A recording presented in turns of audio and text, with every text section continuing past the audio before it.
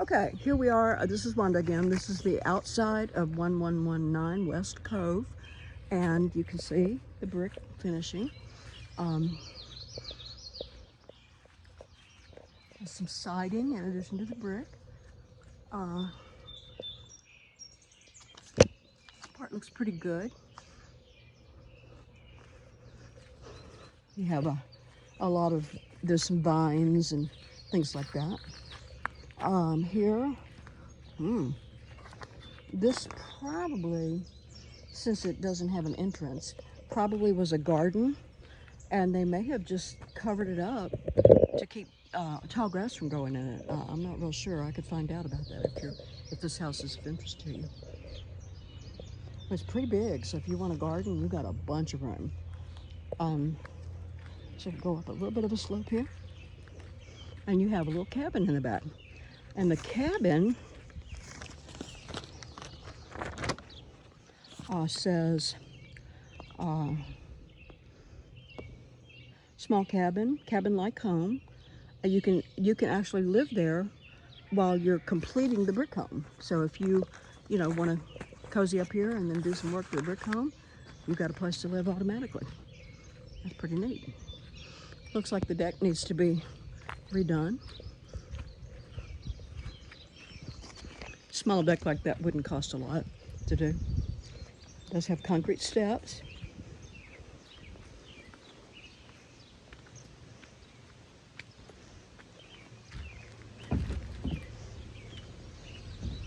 Now, these don't feel soft like I'm going to fall through, but they definitely don't feel normal. So you would want to replace them. And over here, there's a little concrete pad. I don't know what that was used for. Here's your rest of your little raised deck. This has a new storm door, new hardware. That's it. And let me, sorry, covering up the view.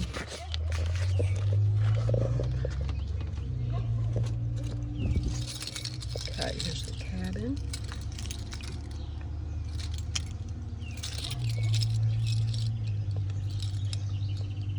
Cabin door. Okay.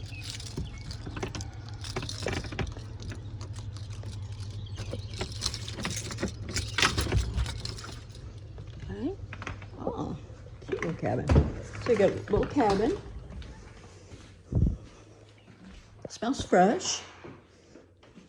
You have a small, like apartment-sized refrigerator that you could use while you're renovating the other house, and a nice electrical panel, more modern, probably than the other.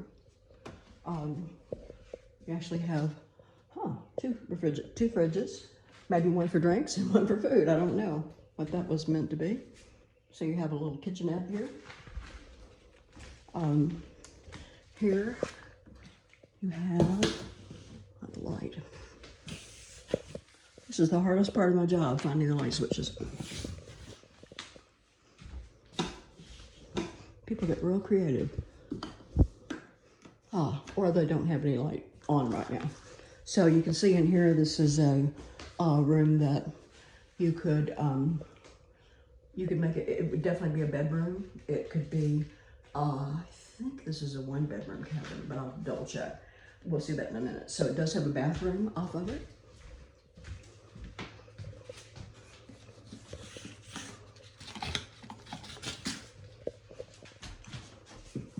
Okay, well, there has to be about a light, but I don't know where it is. So hopefully you can, if you're interested in it, I'll do more to get you information. Okay, you have closet area back here, and this is also utility, your hot water heater, and you do have closet rack. Okay, the floor in this feels kind of wavy. It's kind of a little up and down, and you can see, I don't know if you can see it over here, but I can, standing in here. I don't know if you can tell, but the floor is a little bit wavy. So foundation or subfloor might need some shoring up.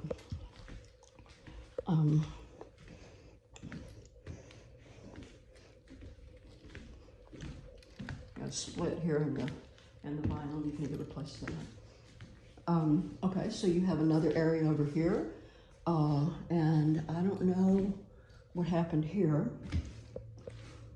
but I did promise that I would tell you if I saw anything wrong. So this is a water intrusion from somewhere, or possibly they used the boards that already had the water stains, but that's unlikely. So you have what do you call them? Fluorescent lights up here, and you've got room for a bed in here, so you could have 2 bedrooms. And then you have an outside door here. And this goes to the backyard. And comes back around.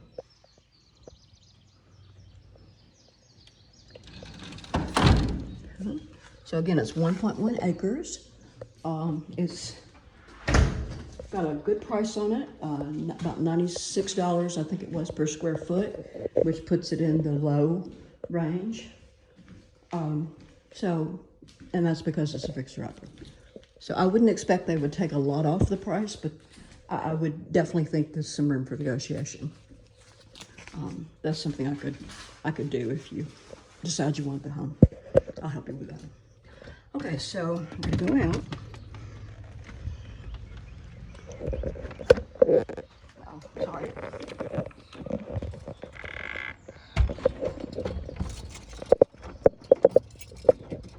Right. Okay, so here's the back of the home. One last look. Looks like we're gonna have storms here in a little bit. It's really hot today. It's like low 80s and the humidity's high. It's I feel like I'm dying. We just don't get super hot weather here.